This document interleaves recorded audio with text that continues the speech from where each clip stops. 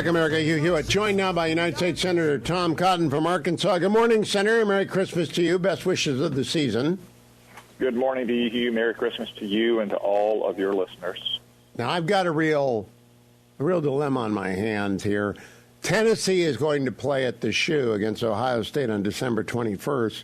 Turns out that Arkansas actually beat Tennessee on October 5th.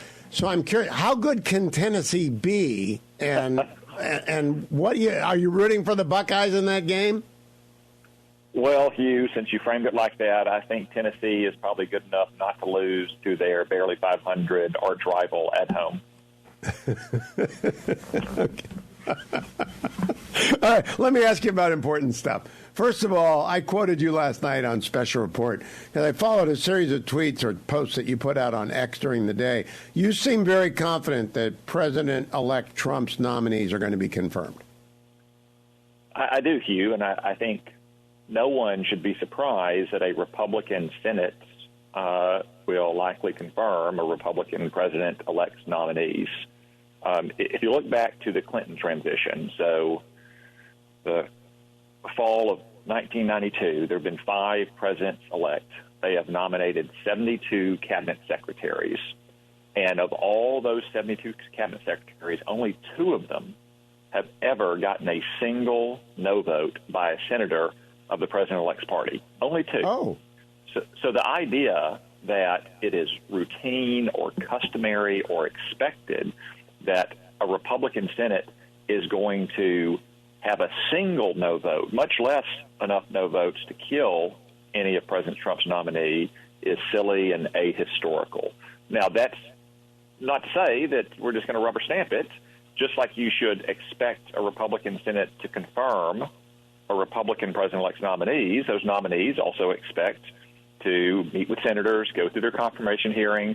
They'll probably need to give assurances on this, that, or the other issue that matters to senators, and there's no end under the sun of those issues. A senator may be concerned about a military base in his state. Maybe a Rocky Mountain senator is worried about public land use and management. Senators with right-to-work laws in their states like me will probably want assurances from the labor nominee that she's no longer a supporter of the PRO Act and is going to defend our right-to-work laws. So nominees expect to go through this process, but also President Trump and everyone should expect that a Republican Senate is going to support a Republican president-elect's nominees. Again, it's only happened twice in 32 years that a nominee has gotten a single no vote from a senator of the president-elect's own party. Now, because you're on armed services and intel, you're going to deal with at least 2 of the most controversial. You'll vote on them all, but you'll be having hearings for Pete Hegseth and Tulsi Gabbard, as well as John Radcliffe. I actually think all 3 will be confirmed fairly easily if Pete is as good on a hearing basis as he is on television. What about Tulsi Gabbard? That's sort of the opposition to her sort of evaporated. Yeah, I had a good meeting last week with Pete and Pam Bondi and others. I'll be meeting this week with Tulsi Gabbard and Kash Patel and Elise Stefanik. I expect those to be constructive meetings. I knew Tulsi well when we were elected in the House at the same time. Obviously, we didn't agree on many issues. I think her views have changed some over the years based on the way the Democratic Party has shunned her. The key point in the intelligence community in those positions, whether it's DNI or CIA or any other intelligence agency, is a commitment to deliver the unvarnished truth to the president and realize that intelligence is not policy. Now, that's not to say that a president might not say to a DNI or CIA director or an NSA chief, like, well, what's your view, though? What do you think we should do? Should we kill Qasem Soleimani? Should we bomb Syria for using chemical weapons? What do you think China is up to? And it's fine for the heads of those agencies to say, well, in my personal opinion, in my long experience as a congresswoman or a congressman or the DNI or what have you, this is what I view. But to be clear, this is what the intelligence takes us to and no further.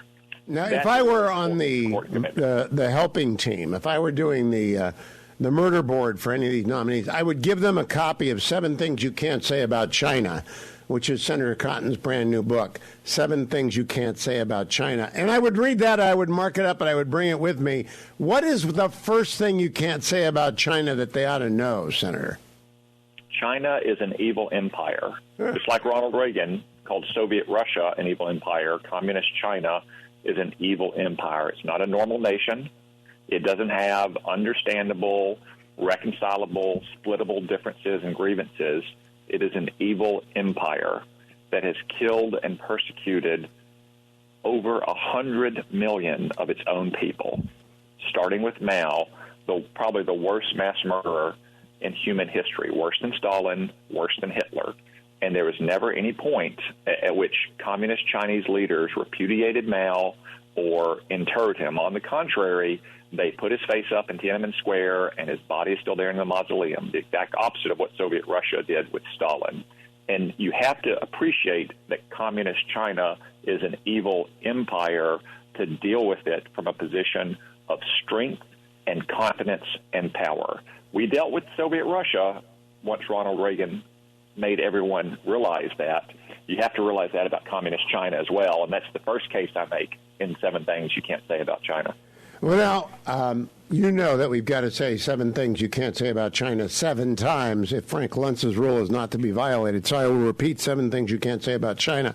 I got, in anticipation of this interview today, a Wall Street Journal story this morning. In China's rapidly aging cities, young people flee and few babies are born. I think this is an effort to make us not worry about China, but in fact, it ought to make us worry about China more, because if you're facing demographic doom, you tend to overreach, not underreach. Yeah, and really, Hugh, the whole point of 7 Things You Can't Say About China is that there is a massive new China lobby in this country, from Wall Street to Washington to the corporate boardroom, to professional sports, to universities, to our news media, that is deeply invested and indebted in China, and they try to silence this kind of debate. Remember the story of Daryl Morey, the general manager of the Houston Rockets, and what happened when he merely retweeted an image about standing with Hong Kong during their protests for freedom and autonomy. Consider what happens on college campuses when you have marches in solidarity with the Uyghur people, religious and ethnic minorities in northwest China who are facing a genocide, and Chinese nationals who are there on student visas are spying on them and threatening their kids. This is the whole point of the book. There are certain things that almost anyone faces reprisal, threats, job loss, cancellation, if they say about China. I am fortunately in an office created by Mr. James Madison, specifically designed to insulate senators from shifting transient opinions or foreign influence. And I'm grateful that the people of Arkansas put me there, because many people may not be able to say these things about China, but I can and I will. No, I have not seen the book yet, but I want to know if among the 7 things you can't say about China, the title of the book, the 7 things you can't say about China, is anything about their espionage in the United States. I talked yesterday with Andrew McCarthy and Charles C.W. Cook about this, because when Kash Patel gets to the FBI, I don't want him to shut down counterintelligence, because there are tens of thousands of Chinese spies in the United States. Do you talk about that in 7 things you can't say about China? I do, Hugh. In fact, the 4th and the 5th thing you can't say about China is that China has infiltrated our government and China has infiltrated our society. Some of it is traditional, classic espionage, the Ministry of State Security running spies against our government. Much of it, though, is what you might call corporate or industrial espionage, of paying off people who are working in high-tech companies or working in critical industries like agriculture, infiltrating college campuses and high-tech laboratories. It happens in every single state. It's happened in Arkansas as well. China runs massive espionage networks that has infiltrated not just the federal government, but state and local government as well, and corporate America and our academic universities. And it is high time that we cut it off. Well, I hope Kash Patel reads 7 things you can't say about China. What is going to be your question to him about his reform of the Bureau, Senator? Because both Charles and Andrew don't think the Bureau does counterintelligence very well. My experience was that they did do it very well, but that was in the 80s. I have no firsthand knowledge now. What do you think? Should it stay in the Bureau? Well, regrettably, counterintelligence is a necessary function of our federal government because countries like China are running spies all over America. Remember when Donald Trump shut down the Houston consulate and called it the den of spies, what happened? You immediately saw massive plumes of black smoke coming out of the consulate. I don't think they were just burning the trash, Hugh. They were burning all the documents that contained all of their agents and sources' names. So someone has to do counterintelligence.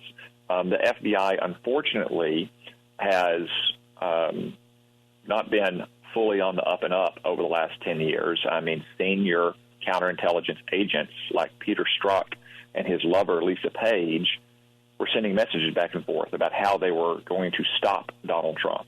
Andrew McCabe was not much better. Of course, most of the frontline agents that do the counterintelligence work out across the country on college campuses working with corporate America are loyal, patriotic Americans. I bet a lot of those people voted for Donald Trump. But what we need to hear from Kash Patel is his plan to reform these critical functions that the FBI performs, to move out the bad apples, most of which, frankly, I think are in senior leadership or at the headquarters in Washington, D.C., without disrupting and, in fact, improving the quality of the work that the frontline agents are doing. Last question for this week. I will come back to 7 things you can't say about China next week, Senator. Is that I learned, and I was somewhat shocked, that China is building a port in Peru. I knew they were doing it in Namibia. Does 7 things you can't say about China talk about Belt and Road? It does, Hugh. Yeah, the third thing you can't say about China is that China is waging an economic world war against us, and it has been for decades. And one of the things it does is its neo-mercantilist, neo-imperialist foreign policy of using the Belt and Road Initiative to underwrite massive projects which leave nations in debt to China, often allow them to overtake the infrastructure that can be used not just for economic but strategic reasons, without even giving them much of the benefits. You know, local businesses don't benefit from it. Local workers don't get employed because China exports entirely the goods and labor that are needed in these projects. Go out and get 7 things you can't say about China. Come back next week. We'll keep talking about it. Senator Cotton, always good to talk to you. Thank you for joining me. Don't go anywhere, America.